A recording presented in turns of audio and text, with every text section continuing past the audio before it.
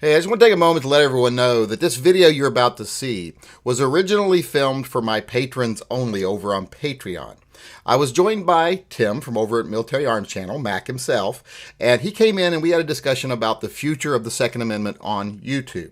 Now, like I said, this video was originally just for my patrons, but it's such an important topic that after getting approval from my patrons, I wanted to make it live today because Tim comes on and really speaks from the heart about this issue, talks about the future of gun channels on the internet, a lot of different topics related to that. He really exposes his true feelings. He doesn't expose himself. I didn't get him to take his shirt off or anything. Of course, I'm not going to say I didn't get him to take his shirt off. You know, maybe you'll just have to watch the video and see. But this video, where I'm joined by Tim from over at Military Arms Channel, like I said, was originally for my patrons only, but everyone else thought you guys should see it, so here it is. I think we're both making the dingy ding noise there.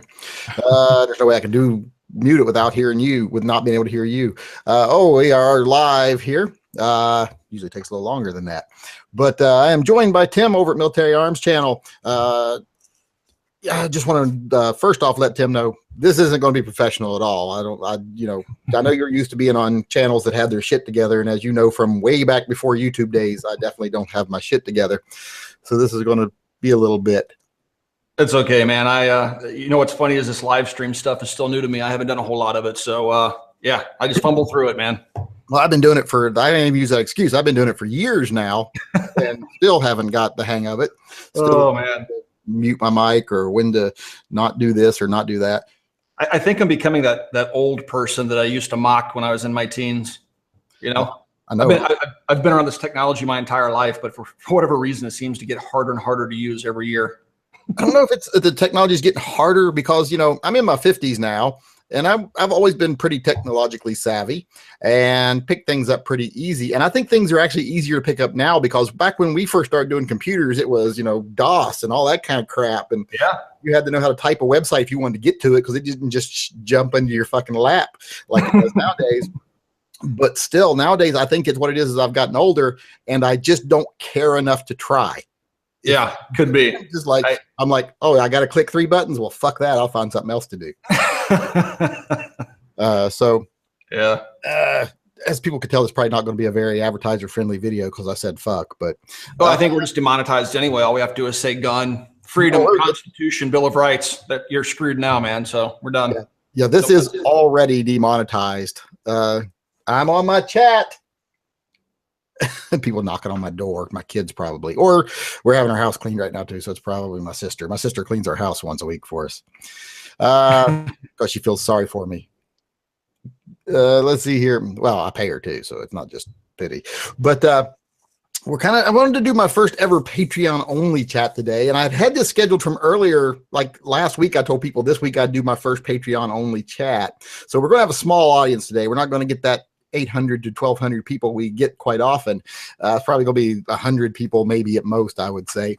But I wanted to do a little intimate chat here today with patrons because you guys are pretty much the only thing that's going to be keeping gun channels on YouTube alive for a while. And I hope you realize that and how much gun channels and people who support the Second Amendment are going to be appreciating that because it's kind of ironic that I had this scheduled because now, like I said, after what's happened over the last couple of days, it's even more important that we show some appreciation to our patrons because YouTube has stuck the final knife in the gun channels community, I think, because, they did that where they have gradually been lowering what we make for a long time. They've said, well, gun channels shouldn't make as much as other channels because they're controversial. Then, well, we probably won't give you a lot of the higher end commercials because of this. And then they're like, well, we're going to lower you all to the bottom tier as far as what we charge per ad on your video so that, companies will feel like, it's okay being on a gun channel because I'm paying a penny on the dollar for it. I mean, I make 2.5 to 3 million views a month. You're bigger than me. And show me a channel that is a makeup channel or something like that, or just acting like an idiot slut on YouTube. Yeah. And that gets 3 million views a month. I'm not talking giant channels. I'm talking littler ones that get 3 million views a month, and show me those channels that make $8 a day. And YouTube. Exactly. No, what's kind of funny is my audience has pointed out to me in the past things that I don't catch. I would say roughly 60% of the views I see on YouTube come from a cell phone. And one of my faithful viewers reached out to me one day and said, "Hey, Mac, they're squashing you now on the search results on YouTube." And I said, "Really? What makes you say that?" And they said, "Well, go to your phone app and in the search bar, start typing military." Now, I've done this before in the past, and it used to be once you started typing the word military, immediately it would auto-populate your selections, and at the very top would be military arms channel because it's the most searched string like that on YouTube. But it wasn't populating anymore with military arms channel. It was military makeup channel. You know what I mean? It was everything but the military arms channel. You had to start typing military arms and then it would complete channel. So they made that minor change just to squash my searchability. Another thing that's interesting to do is go to your browser and go to any firearms related channel, scroll to the bottom and go ahead. I'm gonna do this so I can tell everybody how to do it correctly. I'm gonna go to your channel, Yankee, and Good, I can use scroll to the bottom. At the very bottom, I see the option to turn restricted mode on or off. By default, most channels or most users have it set to off, no restrictions. If you click it to on and click save, now take a look at the Yankee Marshall's channel. There's no videos. Oh. So we've already been blacklisted.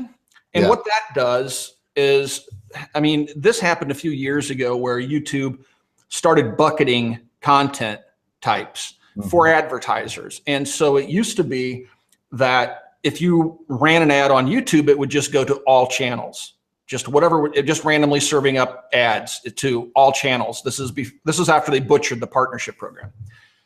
And then enough advertisers complained that they wanted to be able to target certain audiences. And so they started to set buckets in groups, and they sat firearms off into their own little bucket, but then they didn't, or firearms or outdoor sports, hunting, things like that, in their own little bucket, but they were automatically not selected. So now advertisers had to go over and click, I want to include those viewers in the, wherever we broadcast these ads. And so we immediately started to see less and less monetization that way. It's like you said, Yankee, it's been going down gradually over the years, and YouTube keeps making these algorithmic changes and all these little changes that in the end screw us out of more and more money, to the point where, I had half the views and half the subscribers, and subscribers have nothing to do with how much you earn on YouTube, but it's all about views. But I made more money 2 years ago than I make now. I make more money 3 or 4 years ago than I make right now. I made actually 10 times 4 years ago what I make now, because I'm not making anything now. Because yeah, I mean, I know channels roughly our size. I'm not going to give any names out, but I got a phone call from one of my buddies. We're all a fairly tight knit group, and he goes, "Dude, I'm not even going to get a YouTube check this month from the network because I didn't break $1,000." Yeah, it's like, yeah. So now you have to wait several months to get a check, and it's just pennies, And everybody out there has this opinion that YouTubers are either filthy rich, they're all loaded. Now there are some channels out there that would be, I would say, would be more or less entertainment channels that use guns as props. Very successful channels like Demolition Ranch.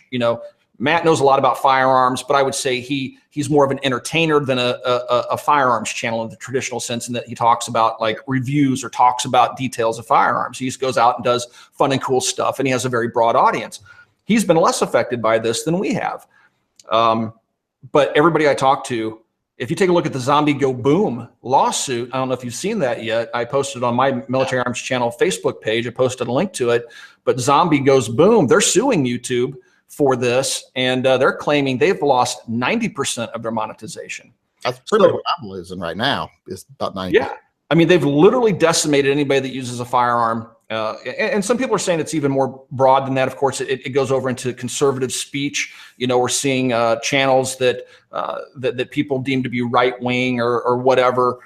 They're being demonetized as well. So it's definitely a targeted campaign. It's definitely intentional, and it's definitely going after those which Google and their staff don't agree with politically. And it's subtle. And ironically, another channel that's twice my size, I'm not going to name names here, but he was just on the phone with his YouTube rep, and his YouTube rep just a couple of days ago was talking to him and saying, yeah, we really want to work with you guys in the firearms community to kind of grow that community here on YouTube. And then 2 days later, they slap these new restrictions on us. And now the minute we upload a video, it's automatically demonetized. This video is already demonetized. I actually last night, I decided I'm going to do a little test. See if it's a keyword or something else that's getting me tagged on every video I put up.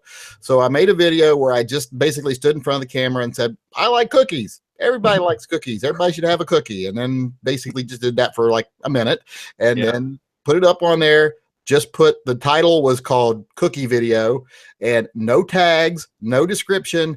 As soon when I had it as private, it was showing, monetization. It was monetization when I had it as unlisted. As soon as I went over and clicked schedule so that it would become live in 10 minutes. Boom, immediately demonetized because we're blacklisted. Yeah. So I quite a few channels have had this happen to them. And pretty much every gun channel I've talked to has had this happen to them. And years ago, I don't know how many of your viewers know this, but I'm a principal in Full 30. We invested pretty heavily in Full 30. We put our own money into it to build it as an alternative for gun sites. I know we catch a lot of flack because it seems like it's a closed community. And that's simply because we don't have the financial resources to open the floodgates and let everybody create a channel, because it's very expensive. When you upload a video to the site, we have to actually make that video streamable. So we have to process it. There's processor time, then we have to host it, then we have to stream it. And it's very expensive to do. So the channels that we bring in have to bring a lot of viewers with them just so that they can pay for the cost of them being there. So it's been an experiment. We've talked to several folks in the firearms community as potential investors so we could have more money to bring on more servers, so we could open the floodgates and bring in more channels. And it's an uphill battle even within our own community. Controversial, and they don't think it's a sound investment. Nobody wants to go up against Google. And so I've been telling people for years, and I kind of put my money where my mouth is, and Full 30's evidence of that with the partners and I. But I knew 3 or 4 years ago, YouTube was jockeying to get rid of us. They've never liked us. If you look at the AdSense policies, we're clearly in violation of many of those policies. Hickok 45 got unplugged twice, but because of his size, he's over 1 million subscribers at the time, and the volume of hate mail that Google received, they did for him what they wouldn't do for you and I, and they reinstated him. Gone. Yeah, we would just be gone. There wouldn't be. They wouldn't take our phone call. It's like you were saying earlier about someone having 2 different messages. I was being contacted by, those people that are like, we're with Google and we want to help you grow your channel and we want to start. And I was talking to them like 2 days ago, trying to arrange 3 days ago, trying to arrange a phone call to where we could actually have a chat, because they were all gung-ho about it and I'd been avoiding them for a while. So I said, well, okay, I'll call you. We'll have a call Monday. Well, I sent them an email last night about what's going on, or yesterday about what's going on, and with my videos, I get back this what kind of reads like a little bit like a form letter, like they've been told what to say, but there's one line in it that I thought was telltale, and it's, what you should consider doing is making videos on a wider range of topics so you can appeal to a larger audience. In other words, stop making gun videos if you want to be monetized. Exactly. So, and even then, though we're blacklisted, I mean, their bots don't even have a chance to scan my video. The second I upload it, I get that little yellow dot of demonetization. And it's not a scam thing anyway, because like I say, I made a video where I said nothing offensive, nothing controversial, had no tags, no description, and it was immediately demonetized. That is not an algorithm doing that. That is a black. No, I'm looking at your channel right now. You're restricted, and it's blacklisted, and it's something, like I said 3 years ago, I was telling the community it's gonna happen. They're gonna find a way to get rid of us. They're not gonna kick us off. They can't just go through and turn off gun content channels, right? There's just too many of us. But what they're gonna do is they're just gonna, when we reach a certain size and they take notice, they realize we're there, they're just gonna demonetize us. You take our money away and we go away. That's their plan. Now, what they didn't plan for us are sites like Patreon, where we can go and crowdfund. For now, because Patreon, one of their founders is an Antifa person. They wrote a blog post supporting Antifa, right? So there's this alt-left element to Patreon, who, of course, just not that long ago banned a conservative talk show host, a YouTube talk show host, a female. They banned her because they said that her speech could get somebody killed, and that her banishment from Patreon was would never be considered again, just go away. And her hate speech that could get people killed was that she was advocating for a group that helps immigrants trying to cross the Mediterranean Sea to safely get to the other side. And this group sinks boats that aren't seaworthy and then rescues refugees that are in sinking or in bad shaped craft and take them to the shores of the countries they're trying to get to. That's her hate speech to get people killed, right? No, it's just the fact that she was conservative and they didn't like her, and so they kicked her off. So we don't know what to expect here at Patreon either, man. No, I mean, I'm a liberal. I would guarantee I'm not a big gun channel, but I'm probably the largest liberal gun channel that is a very vocal liberal that actually gets involved in politics. Now, I understand, and people always think that, what are you hating on other channels? I'm like, it's not hating on other channels. Like, I made a video talking about there's different types of channels. There's entertainment, reviewers, there's presenters, etc. And we all fall into our own little category, and we all need to exist. Yep. And people think, well, that's hating. It's not hating. It's just being factual. It's like when people used to ask me, why aren't you on Full 30? I was like, well, for one reason, the first thing I'd always say, because that asshole Tim never asked me, I would always say, well, that's not who I'm trying to reach. That's a gun channel for people who know guns and want to see guns.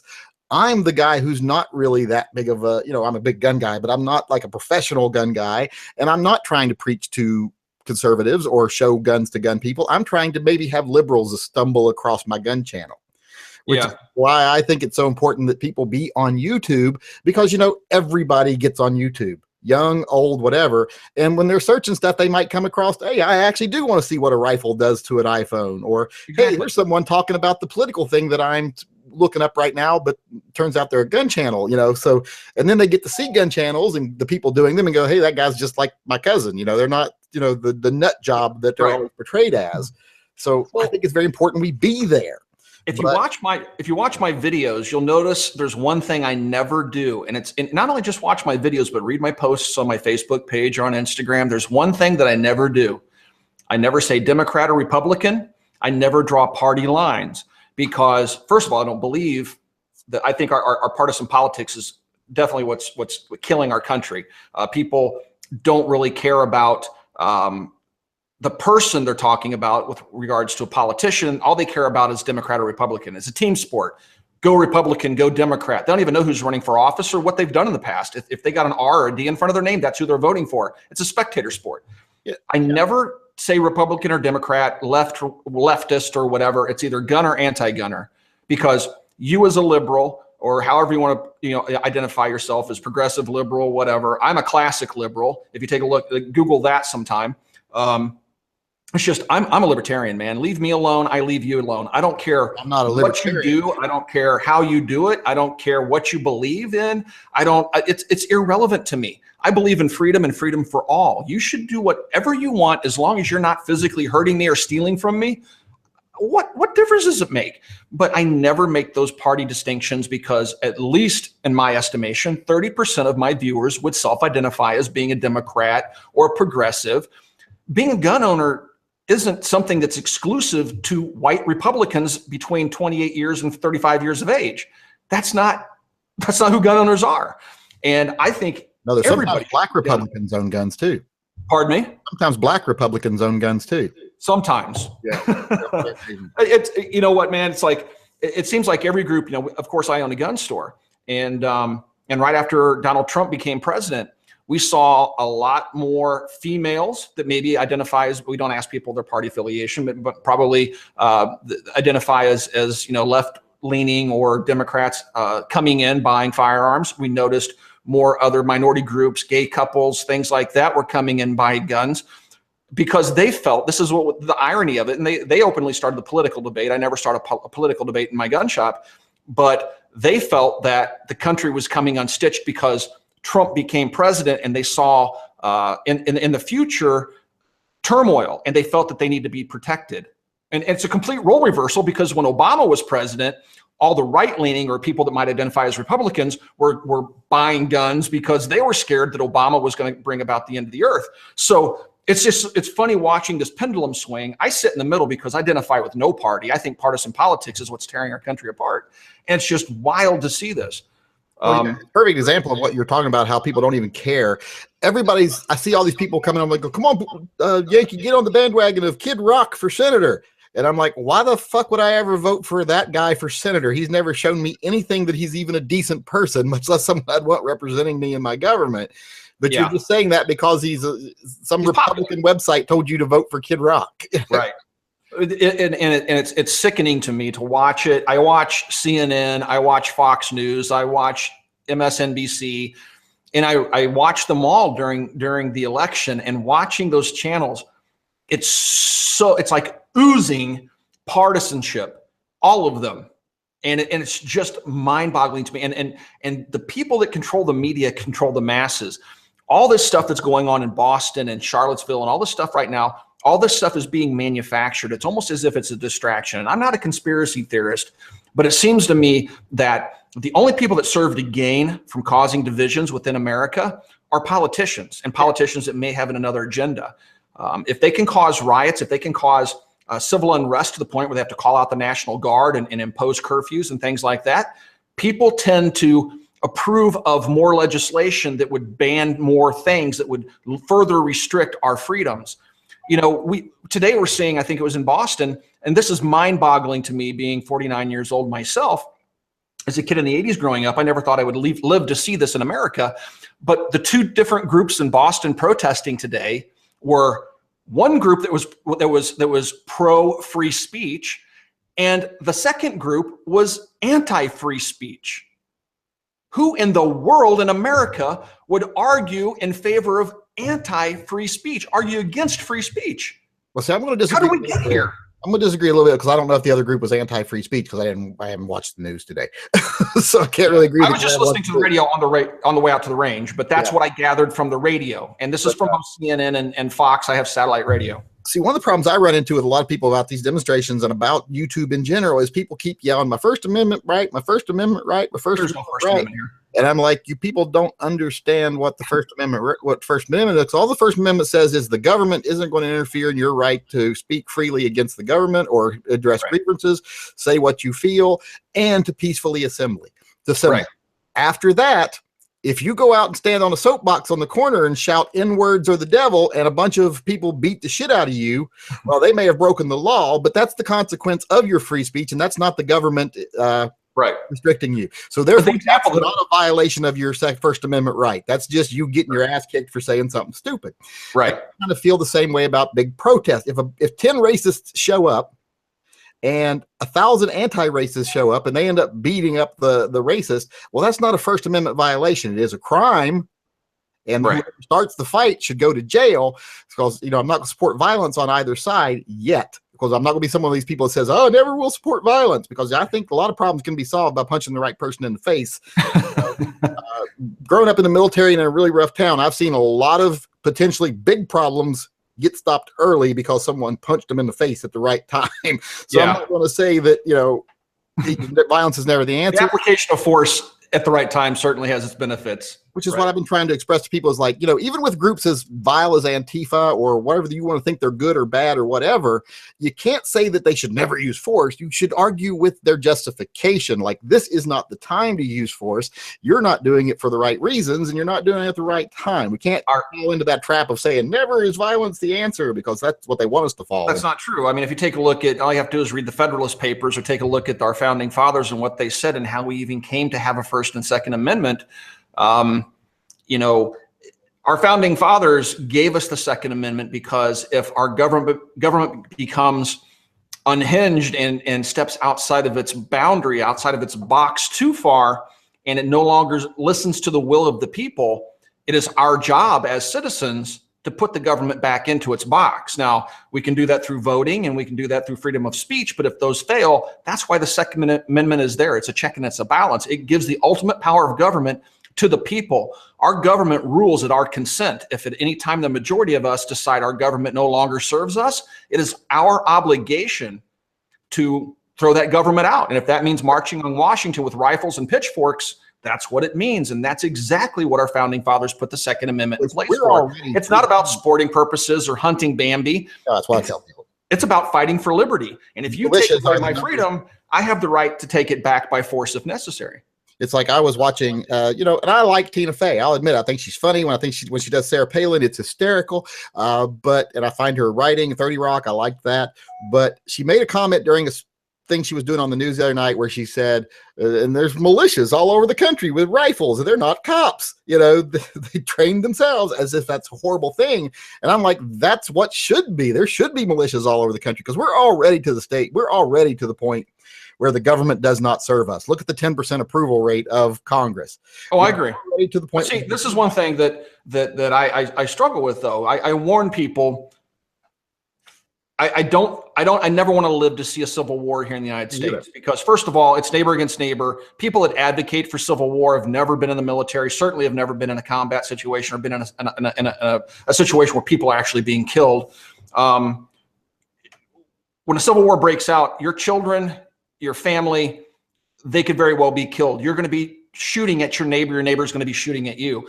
It is a very ugly thing, and it's to be avoided at all costs. Now, to say that it should never happen, well, that's another thing, but there's a threshold there somewhere. But I would never advocate for a civil war. I would prefer we find other ways to solve our problems. And I wouldn't say that we've gone so far as of right now that we can't solve our problems without going to war. But prepare for war, because you never know what's going to happen. Take a look at World War I. It got started when the Archduke Ferdinand was assassinated, and most people in that era couldn't find Austria-Hungary on a map. They didn't know who the hell he was. But his death was one of those little dominoes that started all the other dominoes falling that started World War I. You never know what that spark's going to be. It could have been the Bundy Ranch when the BLM decided they were going to go in and confiscate the cattle from Bundy's, and patriots stood up to the government. They went there in force with weapons and pointed guns at federal agents and backed them down. And that's exactly why we have a Second Amendment. And nobody was prosecuted for that, which surprised the heck out of me. But I never want to see a civil war. I think that's the last thing I want to see, but I wouldn't rule it out, and we need to prepare. I don't know. I don't think we'll ever see a civil war in this country. I've been asked this question before. What I think we might see is an uprising, which is what I would hope. I hope none of it ever happens, because like I say, we're already at the point where government doesn't serve us. We need to get them the fuck out of there, and we need to send them a message that they need, which is why I think they're creating such big diversions now, because they kind of got the message when Trump was elected that we don't like you anymore, and we're going to start changing things, and they don't want that to happen. But we're already at the point where they don't serve us, but we're not to the point yet where we can't change it through proper method. But eventually, if things do go bad, which is the worst thing in the world, as far as I'm concerned, I don't think it'll be so much a civil war as it will just be an uprising. And it'll be the 1% of the people trying to pack their bag shit and grab their money and run, while 99% of people decide they're not taking it anymore. So I don't think we'll ever have a civil war. I think these people that sit on their podcasts or whatever and yell, "I want a civil war," well, you don't even know what it means, because whenever those people, like when they start doing I want Alabama to secede, I'm always like, thank God, because you're like that fucking cousin that borrows $100 every week, pays me back 15 of it, and then wants to borrow another 100 the next week, because you aren't contributing. So shut up. When you're not contributing, you might want to keep your mouth shut. Here's what's funny. You brought up an interesting point. Boy, have we gone way off the track of talking about demonetization, but but before Trump got elected, I was in Texas, and there were road signs or billboards that were pro-secession for Texas, right? Texas has had this movement for a long time of secession. They want to secede. And for the longest time, those that would identify with the left, progressives, liberals, Democrats, whatever, have always chastised those that said they wanted to secede from the Union, that wanted to back out. We're done. We don't want your debt. We don't want your politics. We're going to go and readopt the Constitution and Bill of Rights in their entirety, and we're going to set up our own new government, and we're leaving the United States. And so those on the left would chastise the right and make fun of them because of those states that felt like they wanted to secede. Well, right after Trump was elected, there was a huge secessionist movement in California. The same people that were chastising those that wanted to secede under Obama were now wanting to secede from the Union under Trump. It's this hypocrisy, and it's just, I don't know if it's just that the majority of people are dumb as rocks, or if they're so into this partisan politics nonsense that they can't see past their nose and they don't realize the hypocrisy. But I made a point the other day in a video where I said, you know, the government tries to convince us every day that the guy standing next to us in line at the grocery store or at the bus stop or whatever is a bad person and we can't trust them to make good decisions. Yeah. They try to convince us that every day. And I'm like, I don't believe that. I think 99% of people are good people that will make the right decision if when they have to. Like, I think you could put 100 people one at a time on a bank of a river, and if you throw a puppy in the river, 99 of that 100 people will jump in, try to save the puppy, even if they're not strong swimmers. They'll make good moral decisions. However, 97 of those people standing on the river, I would not trust to balance my checkbook or do my taxes, because I think they are probably dumb as fucking rocks, because most people nowadays don't have a need to be intelligent to survive. So I think they might be dumb as a rock. Like, I think they're good people, though. It could be creative editing, but when you watch those man on the street interviews that you'll see every once in a while on YouTube or on one of the television broadcast networks, and they go up and they ask people, who did the United States fight in the Civil War? And the people go, France, Germany. It's like, wow, man. And these people could tell you exactly what Kim Kardashian wore yesterday, and they could tell you if they're Republican or Democrat, but they couldn't tell you who America fought in the Civil War. It's mind-numbing to me, but in the same token, I have to support that, right? Being a libertarian and somebody that's just a strictest and a constitutionalist, I want everybody to be able to do what they want, believe what they want, because that's what freedom is. And when somebody steps up and says, you can't say what you want to say because what you're about to say is racist. If you want to go out there and say that, you know, black people should be lynched, and I don't want you to say that. I personally don't want to hear it. And I think that type of speech is repulsive. But you know what? You have to allow that person to say it, because that's what freedom is. And it's that old adage that's like sausage being made. You might not want to watch it being made. The end product tastes delicious, but watching it being made is pretty disgusting. That's what freedom is, man. It's not, freedom isn't about everybody live free as long as you agree with me. I hate white supremacists. I don't like black supremacists. The Black Panthers and the KKK are one and the same, just on different sides of the spectrum. And everybody wants to, you know, say, well, you can't say that because it's offensive. No, like you were saying, man, I wouldn't stand in front of a church and burn a Bible. Why? Because I might get my teeth punched out. And that's offensive. I wouldn't do it. You know, I wouldn't burn a flag in front of a bunch of veterans at a funeral for one of their fallen brothers. You know, why? Because you're probably going to get your butt beat. You know, there's certain limitations that should be self-imposed, but never government imposed. I just want everybody to be free completely. You know what I mean? I don't know. It seems like too much common sense, but I see so many people fighting to take freedom away. It's a hard line to draw. You shouldn't be able to do that. You can't own that. You can't say that. When it comes to speech and stuff, it's a hard line to draw. Like, I 100% support the First Amendment. I 100% support the people to right to assemble freely and say what they want to say, as long as they do so peacefully. But I don't feel the need to facilitate some people in what they say. And one of the problems that I have now is when I see white supremacists flying Nazi flags, and I see a part of the gun community, like the Oath Keepers, standing in front of them with their backs to them as if they are protecting these people, it doesn't come across as you protecting their free speech, because they got their permit. They had the right to come there and speak. It comes across as you are now facilitating their message, and you somehow own it now. I would agree. That's in bad taste. I mean, that's a hard one to do, because I think neo-Nazis and skinheads and white supremacists are idiots. I mean, anybody that truly believes that you're superior to somebody else because of your skin color, eye color, hair color, height, weight, whatever, you're a moron. I mean, seriously. You can take my organs out of my body and put them into a black person, or vice versa, and our organs are compatible. We're the same species. We're the same thing. We just have different appearances. And to think that you're superior to somebody else because of your feature set versus theirs, it makes you an idiot. But less people are short. Right, free speech just as much as you and I do, man. And that's the hard part of freedom. But unless they're short like James Yeager. If they're short like Yeager, then we are better than them because they're small.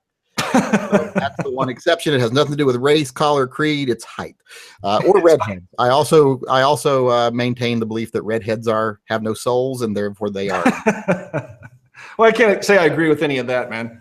No. But I'm just sitting here being just amused, and I know this doesn't mean anything to anybody out there, but many years ago, I never would have thought we'd be to a point where both of us are sitting here having a live chat on YouTube.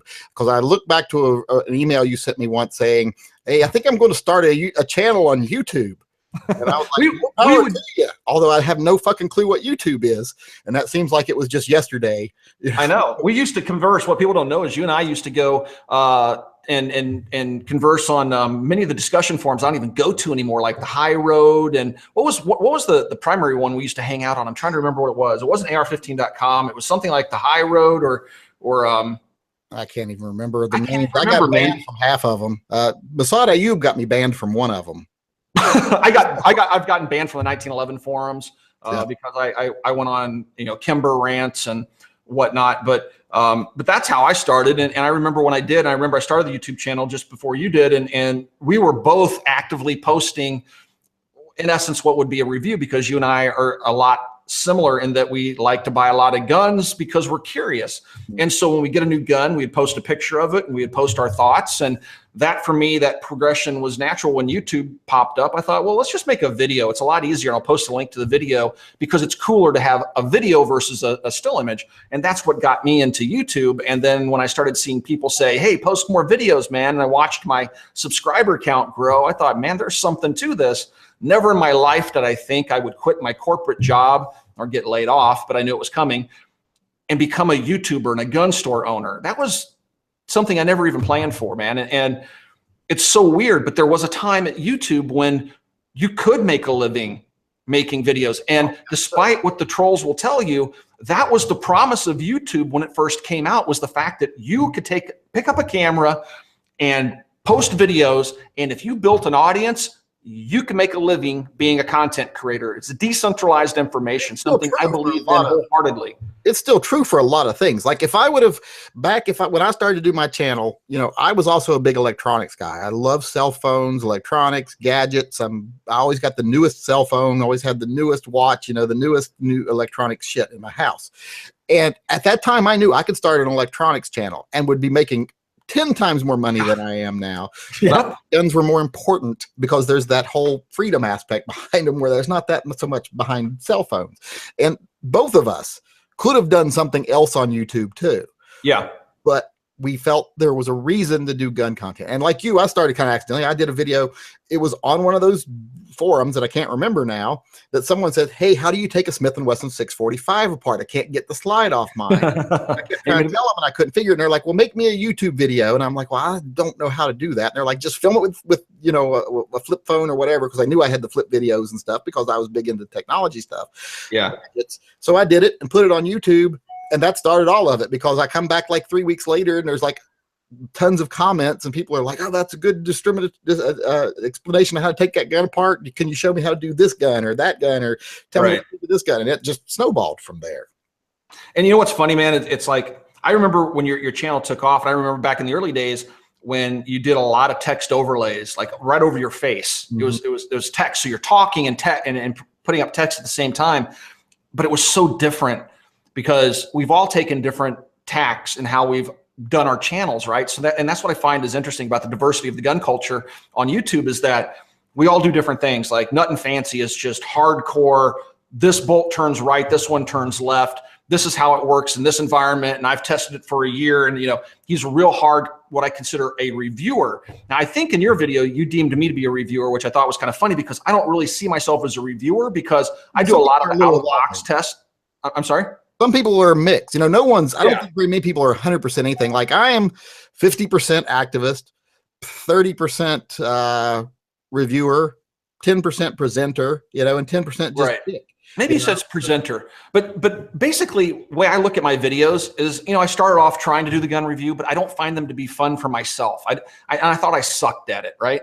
So I'm a collector, man, and I have a very diverse collection. I've been collecting guns for well over 30 years, and I had a very high-paying job until 3 years ago. And I was able, with my disposable income, to buy a considerable number of firearms. And I love old guns and 80s guns, and I like some of the newer stuff.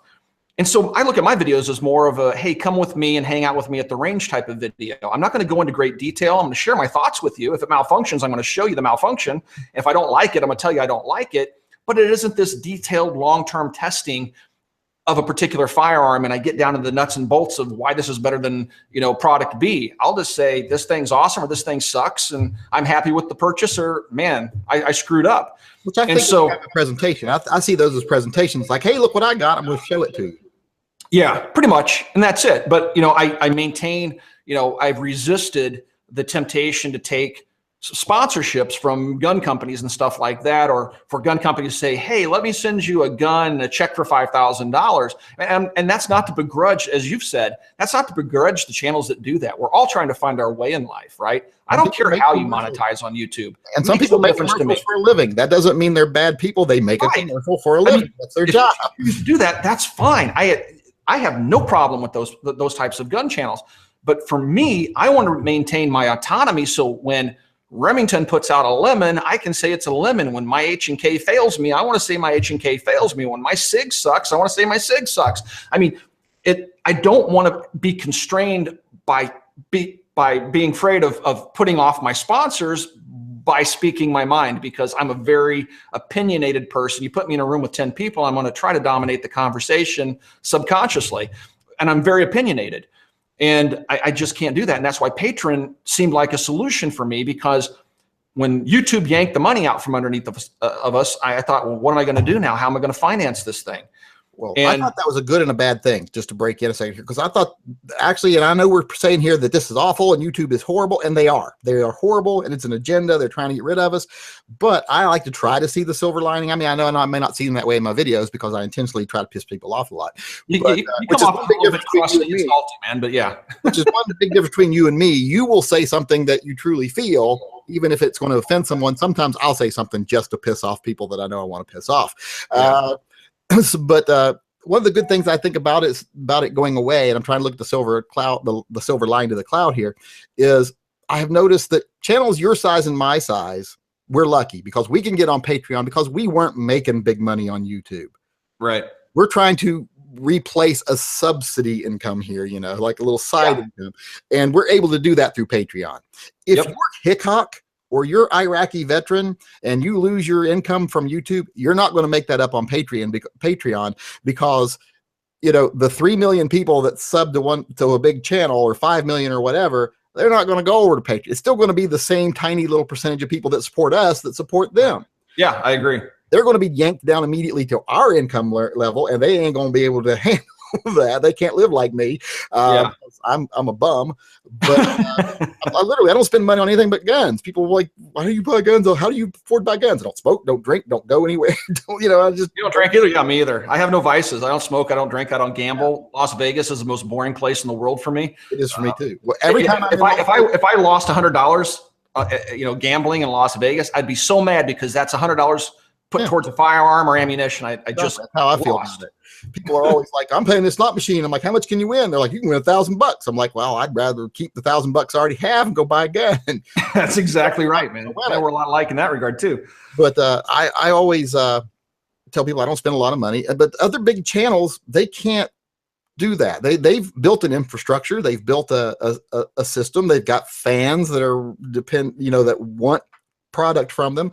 So the good thing for you and me is we can sort of replace our meager income on Patreon. But then there's little groups, little gun channels that cannot, and that $150, $200 a month they made off YouTube, that was keeping their channel afloat, buying them ammo, etc. Right. They can't get anyone to support them on Patreon, so they're screwed. And the big channels, they can't replace their income with Patreon. So my only fear with the big channels is, well, then they have to take sponsorship, which does influence their opinions, like you were saying. Absolutely. Because they have to support that infrastructure. They have to support that fan base, and they're not going to get it off Patreon. So it's only a good thing for channels our size, like 200,000 to 800,000 subs. Yeah. Not going to be good for channels million subs and up, because they're going to have to find outside sources. And a lot of people might not like the sources they have to go to. Well, you take a look at like Iraq Veteran. He kind of pioneered that way, at least from my limited view of the gun community on YouTube. But he realized that, monetization was sagging for him and his crew. And, he employs several people with his channel and the income that YouTube was generating, but he shifted over to doing man cans, which I thought was a genius move, a buyer's club, right? Mm-hmm. And that's what I've turned my patron page into, is more or less a buyer's club. You come in, pay $1 a month, but then, I'll sell you $1,000 rifle for $6.99, and we're all happy. You just recouped your, $1 monthly contribution 100-fold over. With one purchase, but he did the man cans thing, and it's a subscription box, and he just every month mails out thousands of these boxes that are sold between $30 and $100 a month. And that's really how he's monetizing now. And he's less dependent on that YouTube revenue that he's lost. And we're all trying to find that. So like Patreon just came to me the day we got the plug pulled on us. I was like, what am I going to do? Well, I knew other folks were doing Patreon. I really didn't know much about it. I knew the guys at InRange TV were having really good luck with it.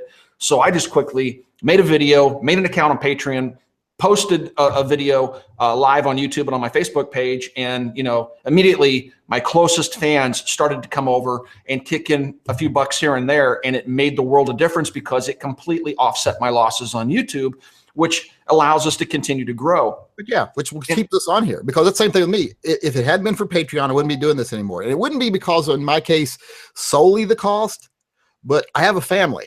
And the only reason I'm given the leeway I'm given to do the things I do is because I can always say, hey, this helps us a lot on our taxes because I just made $500 on a YouTube and I've donated that to this, and that offsets our capital gains and blah, blah, blah. And that's why I got away with it for a long time. If it got to where YouTube wasn't helping us in any way financially, I'd be told, get the fuck out of the garage, go mow the lawn. Yeah, I know. Believe me, my wife had a very hard time with me. I had this vision. I've been on YouTube coming up on 9 years now, man, time flies. And I remember every weekend, I worked my day job, and every weekend I wasn't working the corporate job. I was out filming. So Saturday or Sunday was my film day. I tried to do at least one video a week. And my wife was on me all the time. You're taking away what little family time you have, making these stupid videos we get nothing out of. But I had this long-term plan, right?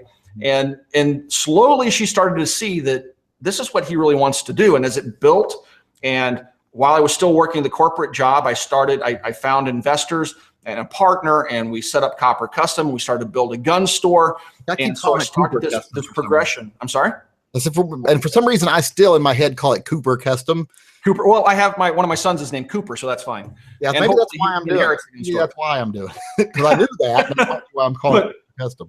But but I started planning that, and so I was really looking at the Military Arms channel as a way to let people know that copper exists, right? Because my dream ever since I was a kid in high school was to be that old man sitting in the corner of his gun shop selling guns, and you just walk by and pat him on the head and he's telling you stories. I remember when I could buy that Mosin Nagant for $99. That was always a dream of mine. And my wife became supportive of it, and she saw what I was doing and how I was investing in things. Like, when I had the corporate job, I had motorcycles, I had a hot rod, that only came out on Friday nights, and I had a gun collection. I sold the hot rod, sold the motorcycles. I, sold my last machine gun and bought and paid cash for my Jeep in 2014 so I wouldn't have a car payment. I tightened that belt as much as I could because I knew I was going to take a huge pay cut. And I had no idea just how huge, because this was before the Trump slump and that hit gun stores after the election. I mean, but people think that we're filthy rich because they see us with all these guns. Well, most of these guns were bought, in the last 30 years. And I have a huge loan for a gun store, and we're in one of the worst gun economies that are right now. And there is no money in YouTube. It's like, I'm doing consulting gigs and stuff on the side just to make ends meet so I can take care of my family. But, it's still a dream. I'm going to hold on to it. I'm going to hold on to YouTube. I'm not giving up. The patrons are making that possible. And, the gun store is going to survive. We're going to do just fine. We didn't invest in a bunch of product, banking on a Hillary win. We just sat on our money and continued to build an infrastructure. We didn't overinvest in product like everybody else did. So we're not, sitting in a bad spot. Yeah, sales suck right now, but we can ride this one out, I think. But people have in their minds, man, that we're just loaded because we got this Google money, and that, oh, you got a gun store, you're filthy rich. Like, I'm just hoping my patron, I want to get my patron to the size where I can actually hire a cameraman with what comes in on Patreon. My son steals more money out of my wallet every month than I make on YouTube. But people think you're just swimming in Google money, man. And well, they also seem to forget too that I'm in my 50s and I've worked since I was 14 years old. Yeah. So the fact that I have things in my life that they think, well, I don't have that as they're 24 years old and sitting in their house. Well, right. There's reasons, because I've been working since I was 14 fucking years old, and I don't mean like I was mowing lawns. I mean, I was working at a fucking slaughterhouse, cleaning public restrooms, like that. From 14. So I earned a right to be semi-retired in my 50s. So, you know, and I always tell people, just work. You'll be in the same place. But it isn't because of YouTube that I'm getting the things I want. And another thing people don't seem to understand, as I come from this like you, I love guns, and every time I see a new one, I want it. It doesn't mean I'm going to stay in love with it, and it doesn't mean I'm going to keep it. So a lot of times when you see me with a new gun, it's not like, where did he get the money to buy that gun? You traded one. Ask it is, what guns left so that this one could come in? Yeah. No, I get that. I'm the other way around, man. It's I have a hard time parting with anything. There was a time in my life where I thought that I wanted to get out of guns, believe it or not. And so some of the more expensive guns, I wanted to get into photography, which kind of segued into YouTube, believe it or not. But I got into photography because my first son was born. And I'm one of those types of people. I don't just stick my toe in the water. When I take an interest in something, any hobby, scuba diving, you know, firearms, anything, photography, when I take an interest in it, I'm all in, man. I'm reading every book I can. I'm researching everything I can online. I'm learning as much as I can. And I started selling really, really expensive guns to finance really expensive camera equipment, which was just a fad. And now I'm looking back, most of that camera equipment's outdated. The guns are gone, but have gone up in value. And I'm thinking, man, why did I do that? There's guns that if I said that I actually owned, I could never replace them at this point, given what they've gone up to.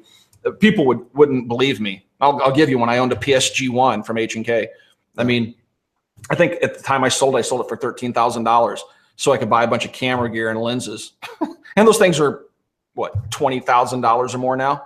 Yeah. I'll never be able to buy it again, but whatever, man, live and learn. I try not to get rid of guns though. Speaking of that, I brought out a couple of guns just for you, Yankee. No, revolvers. Revolvers, man. I love revolvers, but I like old revolvers. You own some real guns. I will have to say that. There's some channels out there, gun channels that don't own any real guns, and I'll be like, how are you a gun channel? You don't even own any real guns.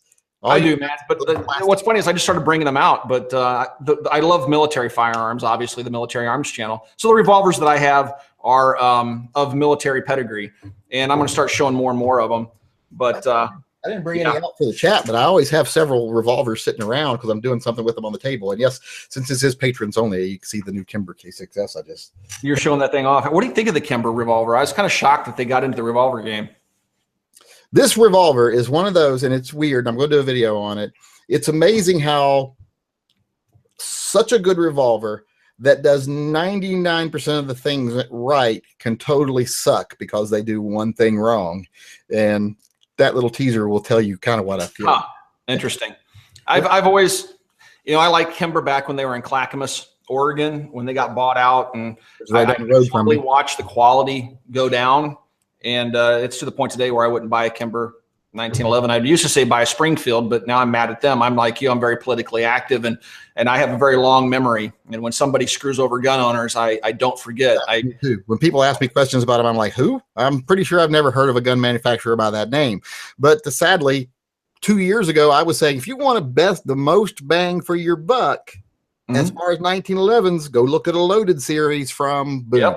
You know, but I know I'm the same way. And people are like, man, they think I'm just being mean and that I'm, you know, whatever. And people are like, just forgive and forget, we're our own worst enemies. No, these people went out of their way to screw small FFLs and gun owners in their own state for their own profit.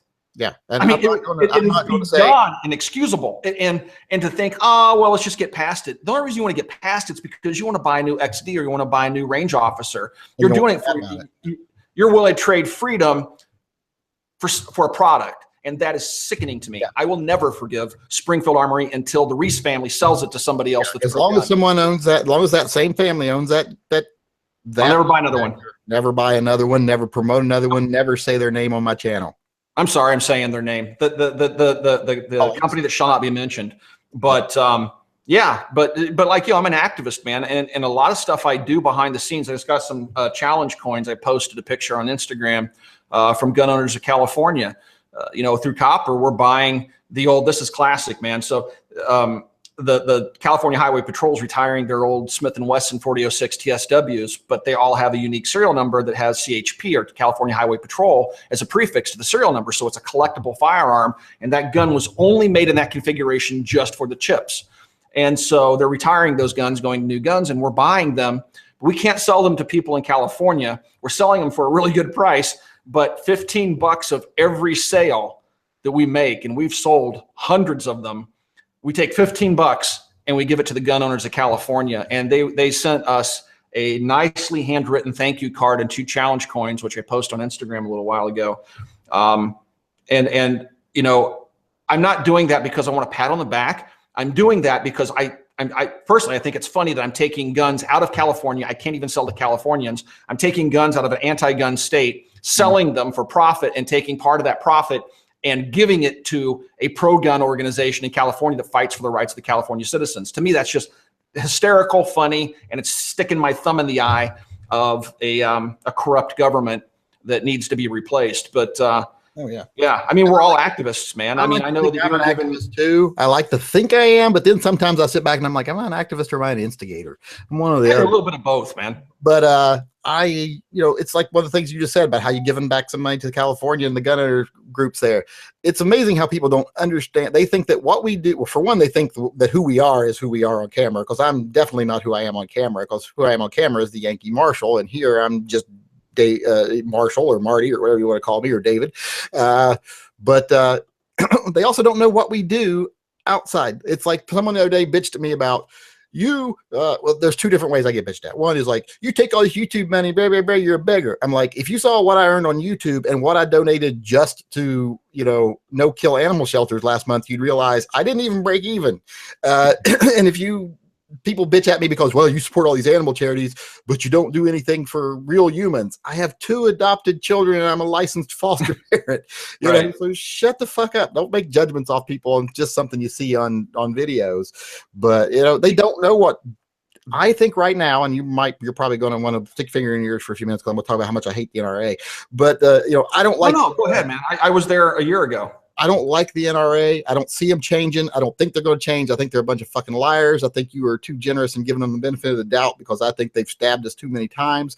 But we need people that are less cynical than me out there. But I don't think they do as much for gun rights and the image of the Second Amendment in this country as a handful of the gun channels on YouTube. No, I agree, but I agree that historically the NRA has been, you know me, man. I've been critical of the NRA. We've shared similar views. I was mad at them about the Hughes Amendment. I was mad at them about their collaboration with the Clinton administration. I was mad at them. They literally wrote the Gun Control Act in 1934 and 1968. They wrote the NFA. But there was a paradigm shift in the 70s. They were, where they became more pro-gun, whatever.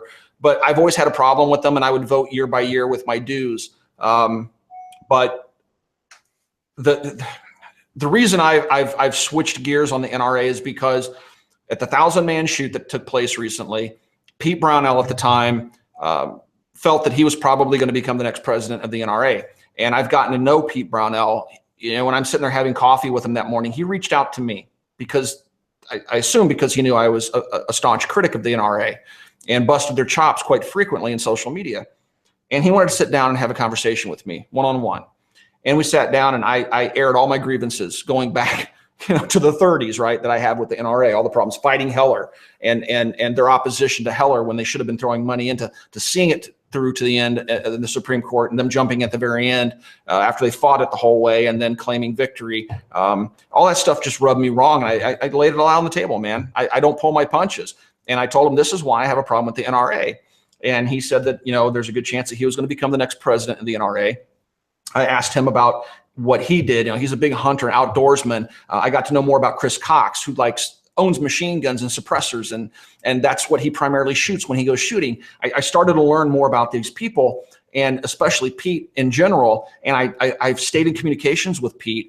And then when he did become the president of the NRA, he was insistent upon me coming to something that they call the President's Reception, which, you know, it's a bit stuffy, right? It's the board members of the NRA and probably big donors and stuff that come in. But I came in dressed as I normally would. I had a backpack on, ironically, that had an AR-15 broken down in the back, you know, and there's all these security guards standing around with their little earpieces and stuff, you know. And there I am standing right in the midst of them. If they were critical of that, then they wouldn't be true gun owners. But I saw something there that I needed to see, and that was them talking about all the programs that they were working on that year and all the outreach programs to inner city communities. And they had people there that had benefited from efforts that they were doing, programs that I never even knew existed that the NRA was pushing. And I had 20 minutes to speak with Wayne LaPierre, a man who I had serious problems with most of my adult life. And in that 20 minutes, I got to know more about him than I've got to know about him just simply by reading stuff on forums. And he's not the person I thought he was. And he's very pro-gun and very much. But this is all my personal opinion, right? But all this changed. You and me right there. I think Wayne LaPierre is a fucking con man who could charm the snake, you know, the skin off a snake. Maybe that's the case, man. But just let me say that, you know, I told Pete, if you keep your promises to me, and he did, everything he told me that morning over breakfast came true. I said, when you become president, I will become a life member. I will support the NRA. And for 4 years, Trump had just won the election at the 1,000-man shoot. And I said, for 4 years, if we have a friendly House, Senate, and president, I'll support the NRA. And I know that every battle can't be won. I just want to see the battles being fought. I want the NRA to go to bat to get suppressors off the registry, to get us national reciprocity, and all these other things, get SBRs off the registry. All these things that I want to see happen. If you fight those battles, I'll continue to support the NRA. But after the end of 4 years, if I haven't seen those battles even being fought, NRA not trying to fight those battles, I'm going to go right back to being your critic, and I'm going to resign my lifetime membership. And see, I'm going to give them that 4-year chance, man. And just like you donate. I'm going to say I'm not changing my opinion of you until you fulfill your promise. Man, we got 4 years. And in your 50+ years on this planet, have you ever seen an opportunity where we had the majority in the House, the Senate? When I say the majority, pro-gun voters, because I'm not a Republican or Democrat, right? But where we had a pro-gun House, Senate, and White House, where we actually had an opportunity to pass pro-gun legislation. Has it ever happened before? Well, yeah, under Bush, we had a Bush, and Bush was anti-gun as hell. Yeah, but he's, like I'm saying, he's one of the Republicans that's fake pro-gun. Yeah, Bush 43 would have signed another assault weapons ban, and he said so. If it had come to his desk, he would have signed it. So that's why absolutely both of them falling for the Republican Democrat and 43 because they both sucked. But I've never seen this situation where we have new leadership in the NRA. We have a friendly White House, House, and Senate. So I want to take advantage of this perfect storm that I've never seen before in my life and give it a crack, man. We have to stop infighting just for 4 years. And then let's just go back to it, man. Let's go back to beating up on them if they don't perform. But man, at some point we got to stop fighting with ourselves and take advantage of the situation that's before us. And that's why I've shifted gears. Now, I know that you've said that some of the channels are being paid by the NRA. The only money that I see from the NRA is if they click on the link in the bottom of my video. And you can call up Joe over at Hero Hunt. You can find the phone number on their website. I said I knew one person that was getting paid by the NRA. Everybody automatically assumed it was you. And I was like, I don't think so. Everybody did. I even assumed it was me. But I'm very clear. Every cent that the NRA sends to me, and it's money I could use, man. It's not like what we're talking about. I'm not rolling in dough. The $15 I'm sending to California gun owners, that's $15 profit I could use right here to feed my own family and pay my employees. I'm giving that money away because I'm an activist, and the money that the NRA gives to me, I would feel dirty if I kept it, because then I wouldn't feel clean and saying join the NRA and use the link down below so I can pad my pocket. And people would be right in criticizing me. So I take every cent of that and I donate it to an organization that helps veterans and first responders that are injured in the line of duty. And just like you donate to animal shelters and things like that. And so real quick. Also, one of the things I've been donating to lately is Canines for Warriors. If anybody's out there wants to donate to Canines for Warriors, please go do so. Or iheartdogs.com. They sell like a bracelet. It's got an American flag on it and everything that helps provide service animals for veterans. So that's awesome, man. And see, that's struggle with trolls that, you know, it happens to me on Facebook. Like somebody said today, you certainly beg an awful lot for a guy that owns a gun shop. I showed that to my cameraman. We just laughed. It's like, man, people who own gun shops, I just love kicking people when they're down, man. Trolls on the internet take great pride in hurting you as much as they possibly can. Yeah, they're sociopaths.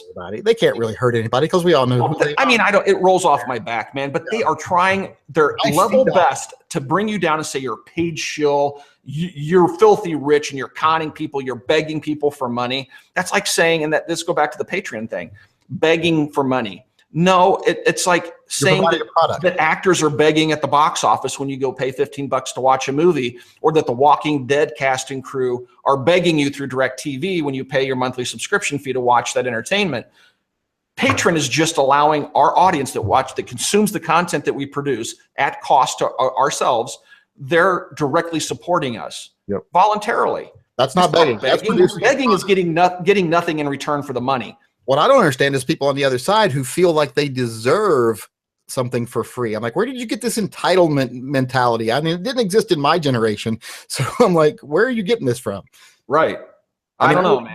If I would have ever said, the ABC, you know, this company owes me money for free, I shouldn't have to watch these commercials on TV. My grandfather would be like, where the fuck do you think you live? You know, Russia, get the fuck out of here. That's capitalism.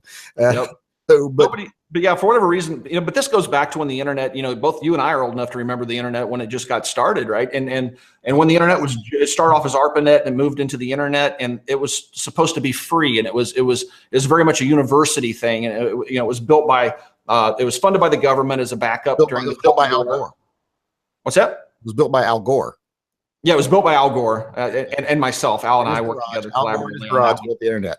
But everybody was of the opinion back then at the collegiate level that because it was built by universities, that it should never be corporate. It should never be, you know, turned into a place where business is conducted. It should always be free. And of course, it's evolved into something else. But there's little vestiges of people, even people that weren't even alive back then when that discussion was being had, that still think everything on the internet should be free. We shouldn't be paid for, you know, buying ammunition, buying guns, going out, paying cameramen, filming, working all day long, editing, posting, answering comments. I work more now making YouTube videos and owning a gun store than I ever worked in my corporate job. I work 7 days a week. I never know what day it is. 7 days a week, for a lot less money a day. Just answering emails and shit. What's that? Just answering emails and shit is 7 days a week. Oh my gosh, man. It's like if I don't, I was on the road last week and I couldn't keep up with my daily emails.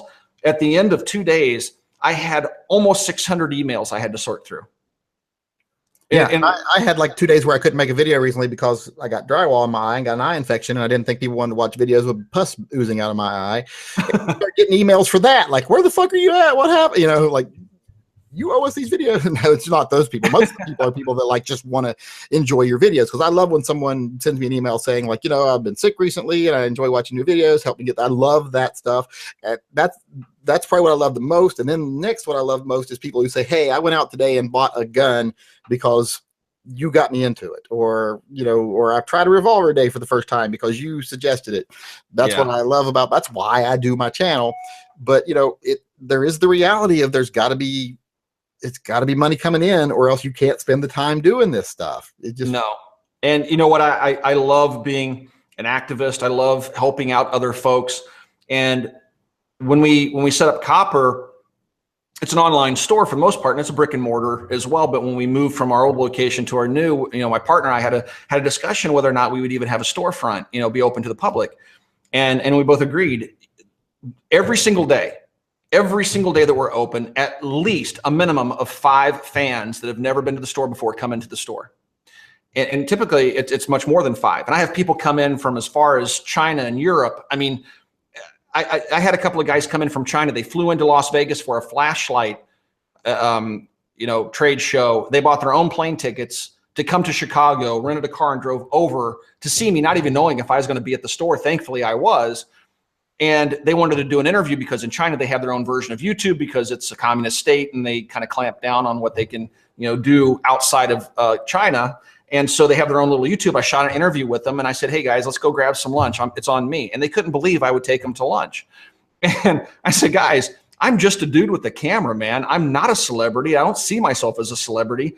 And I'm just glad that you guys watched the channel. You made the trip from frickin' China. The least I can do is buy you lunch, you know? But that's the reason we keep that storefront open. I want to have that interaction. I want people, when I say something on the internet, people can hold me accountable by coming to my store and meeting me face to face. I'm here every day. I'm not traveling. I'm at the store working. That's where I'm filming right now, is at the store. Yes, I need a professional background like that so people don't see all the shit I've got out on my desktop over here. It's just a wall. Actually, my wife painted gray because I was so dang busy. I have a green screen over there and a gray one behind me, and I wind up using the gray one the most. It's just cheap and easy. My green screen is tied up behind me right now. I can see it. I can pull it in front of my backdrop here when I want to do a green screen. But I haven't done a green screen since I've built the backdrop here. Yeah, you were talking earlier about not being rich for you own a gun shop. I am surprised. And I live in an area where we had like 5 local gun shops in my town. After the first Obama rush died off and people saw that big slump disappear after his second election, we lost all of them. We had no gun shops. We finally got 1, 2 back. We have a range and a good gun shop again, but it took forever to get them back. A lot easier to lose them than get them back, and they don't make fortunes. No, man, it's a very thin margin business. Whenever I walk into a gun shop, I try to pick up a box of ammo every time I go in just so I buy something. But whenever I walk into a gun shop, I am really surprised that they don't have like a little cup sitting out on the desk for donations. I know, right? You know, or like they're willing, or they have someone doing a little jig with a banjo that they could stick with. Because you're not going to get rich owning a gun shop. You might make a comfortable living. We had a guy over in Portland who was probably one of the 2 most successful gun shops in the whole Portland area. He owned 3 stores, was making a good living, and then boom, now he's out of business because the slump hit him so hard in his inventory and his overhead. I don't want to mention any names, but a very big online retailer, most people would know the name of, has laid off many of their employees. It's hard, man. And it's a thin margin business anyway, especially when your primary sales derive from internet sales and you have Bud's Gun Shop out there that's more than willing to take $5 on every sale. You can't exist on that, man. Businesses need at a minimum of 15% margin just to exist, and they have to sell a number of things. And when somebody's out there getting a 2% margin and going on volume and just crushing everybody else online, I mean, it's capitalism. I'm not complaining about Buds. I mean, that's their business model. They are the devil, and I will complain about them. They're assholes. Okay, and you're fine in doing that. I take a more, I'm a capitalist, man. If it's a competition, so I just view them as the competition. I just bought a gun from them. I just went through. I drove through Knoxville, and I just bought a shotgun from them used, and they actually knew who I was and heavily discounted it. Oh, they know who I am too, but they wouldn't discount a firearm. I spoke to one of the guys that worked for them not too long ago. He was like their marketing guy. Now he works for Sig Sauer. And he was like, I was like, I wonder if they ever see my videos. He's like, there have been screaming fits by the owner in the office cursing your name about your videos. Like, they know. I'll give a bunch of patches to the guys. Yeah, I found some in the car I was in, and I took some patches back into them. I mean, they're my competition, but I'm not going to badmouth them, man. It's capitalism, and I believe in healthy competition. One of the biggest I got into it with my eyes open, and I'm going to fight, and we're going to win. We're doing just fine. When we talk about capitalism, people like to use the term free market, and I don't agree that there is such thing as a free market. Markets are always controlled by either one of 2 people, the people who make the product or the people who buy the product. And I think saying Buds sucks and I wouldn't buy anything from them ever is the people controlling the market. So I like to see the people control the market. So I don't go for this whole thing. Oh, you got to accept everybody. Like when you were talking earlier, like they're like, you're eating your own by saying bad things.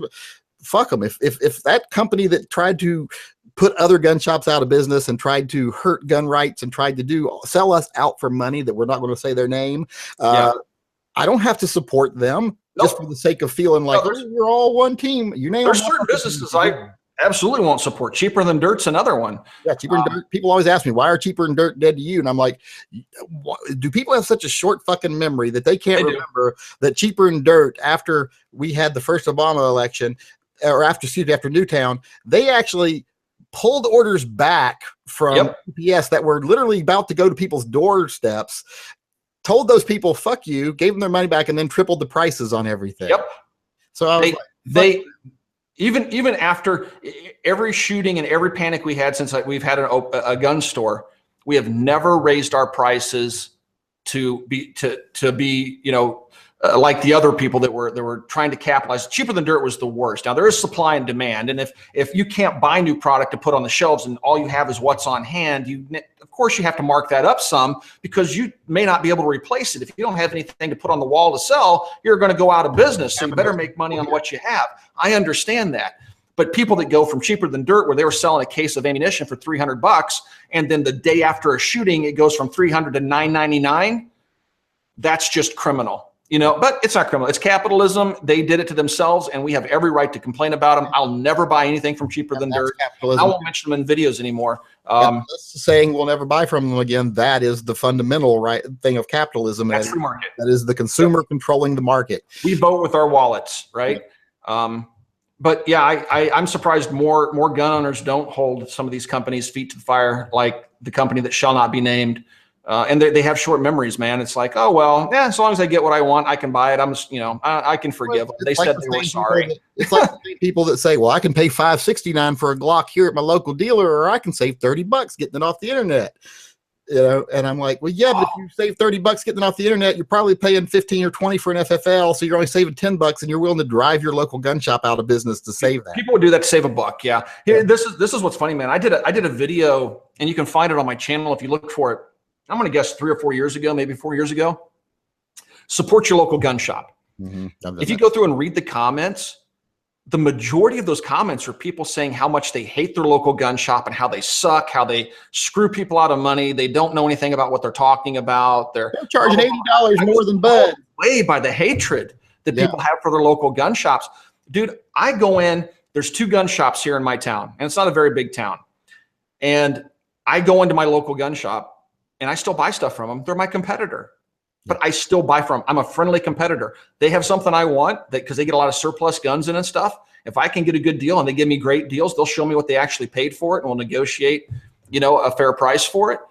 I mean, yeah, I used to own a bar. My competition, man. I mean, I used to own a bar and a restaurant. I owned a bar and a restaurant on a street of bars and restaurants. And people used to always say to me, don't you, oh, that place down the street's going out of business. Aren't you happy? I'm like, no, I'm miserable that they're going out of business, because I'm a firm believer that I would make more money on a street full of restaurants than I would if I was the only restaurant, because people that come to get Asian food tonight might see my business simply because we're on the same street and decide to have Americana the next night.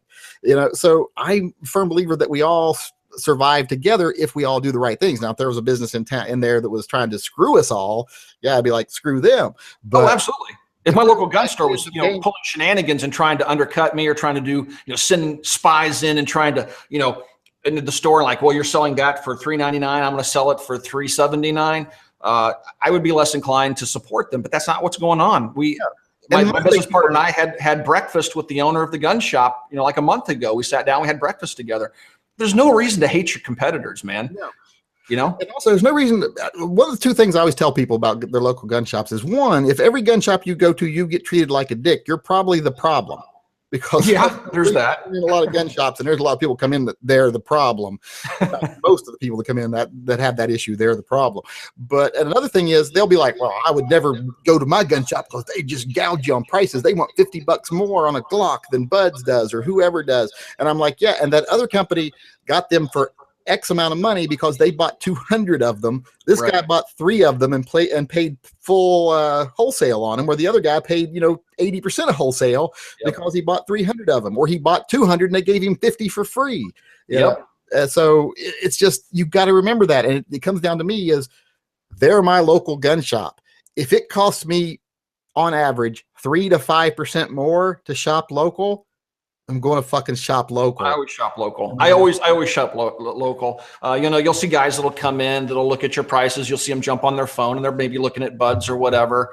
That's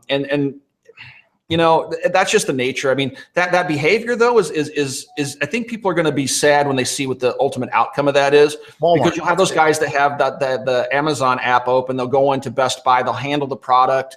They'll, ask the salesperson their questions about it. They'll scan it and they'll see that it's $10 cheaper on Amazon. And so they hit buy while they're standing in the store. They just consume the resources that salesperson that's, getting an hourly wage was spent their time helping this person, answering their questions. They've invested in having that product on a shelf where you can handle it, yet they went online to save $5 Yeah. And screwed that local business. I mean, that stuff drives me batty, man. There's a Walmart. There's a Walmart the same distance down this road from me as there is a Fred Meyer's this direction from me.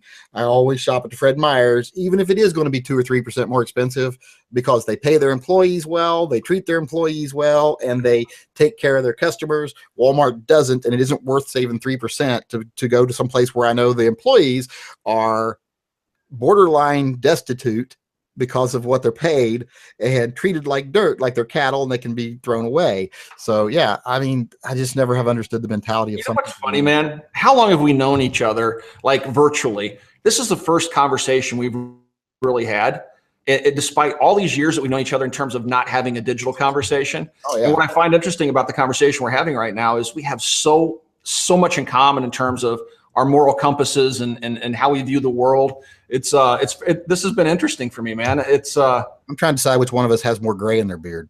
Yeah, well, you're a little bit older than me. I'm only 49, man. I can't remember anything. My camera guy, which I hope through Patreon support, I'm able to actually hire him and have a full-time cameraman, which means I'll be able to produce even more content.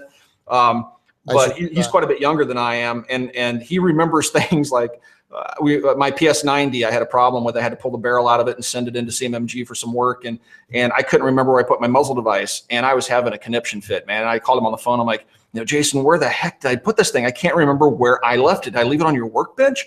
And he goes, no, dude, it's in your cup holder in your Jeep. And I walk outside, I look at my cup holder, and it's in my Jeep. And I'm like, man, I'm about a year or two away from hiding my own Easter eggs. I don't know what I had for lunch yesterday. It's like, man, when I was younger, I could remember everything, had a memory like an elephant. And it's like, I don't know if I'm just too busy or if I'm just getting old. I'm dealing with an eye infection right now. And I went up literally last night. This is a true story. I thought, oh, I have to go up and put the medication in my eye. I go upstairs, and by the time I get to my bathroom, I brush my teeth and go back downstairs. I've done that so many times. Yeah. And I'm like, wait, I didn't go up there to brush my teeth. Why was I brushing my teeth? I went up there to put eye medication and I had to go back. I do that all the time, man. And maybe that's just having kids and being busy, because we both have kids and we're both busy. I go upstairs and I think, oh yeah, I need to go upstairs. I need to put my phone on the charger or whatever. I'll go upstairs, I'll get distracted, and I'll come back downstairs. I'm like, dang it, I got to go upstairs, put my phone on the charger. I've done it as many as 3 times before I got it right and actually went upstairs and did what I was supposed to do. I know, man. Worse is when you walk you don't do something different. You just walk from your chair to your dining room to do something, and then you get in there and you're like, I have no recollection of the last 20 minutes of my life or why I'm in here. So, yeah, wow. Yeah. But we've been going for an hour and 20 minutes now. We were going to do this for an hour, so we've been going for a long time here. Thanks to everyone for coming that came. Thanks to Tim for showing up here, or Mac. I guess a lot of people, do people more call me Tim, Mac? My name's out there, Tim, Mac, whatever. I respond to both. My kids call me Mac sometimes. Like so many people call me Yankee that my kids are like, why did people, call you Yankee than David or Marty? Just want to say thanks for everyone for coming. Glad I could do my first ever Patreon chat. We ended up with like 140, 150 viewers, which is pretty outstanding. Only. So, and I think most of that was because I suckered people into coming because you were going to be here. But thanks to everyone for coming. Thanks to Mac for being here. I'm going to sign off quickly, or else I'll drag this out for 20 minutes again. Let me say one thing real quick, though. I just want to say, guys, thank you for supporting the Yankee Marshals channel. And for those of you that support him and me, I look at every single patron that joins. I get the notification. I go in and I personally thank them for signing up. And I see the other channels that they support. Guys, when I ask you to support me on Patreon, I ask you to support all of us in the firearms community. If you watch the content and you believe in the Patreon thing, please support all the channels that you can. Even if it's just $1, it helps out. And I get people apologizing to me all the time saying, oh man, I wish I could afford it. Don't apologize to me. You're part of 0.5% of my subscribers that actually step forward to offer anything to support the content that you consume. Thank you for doing it. So I want to thank Yankees patrons for supporting him. You guys are doing but I do want to say, stop being so nice to your patrons, because then my patrons are going to realize I don't do shit for them. So nice to them. So we can help you out at Copperman. I mean, if we find some good deals, you want to pass some deals along to your patrons, I mean, we can talk about that. I don't have a gun shop, people. Lay off. Thanks to everyone for coming. Thanks again to Mac or Tim or whatever you want to call him. I've called him a lot worse before in forums. And you have, and I've forgiven you for it. Yeah, I've still got a picture of you holding like a pink purse while you're firing a I photoshopped many years ago. There's some funny ones circulating. Yeah. So thanks to everyone for coming. Thanks, Tim, for coming. And we will see you all next time. Thanks, guys.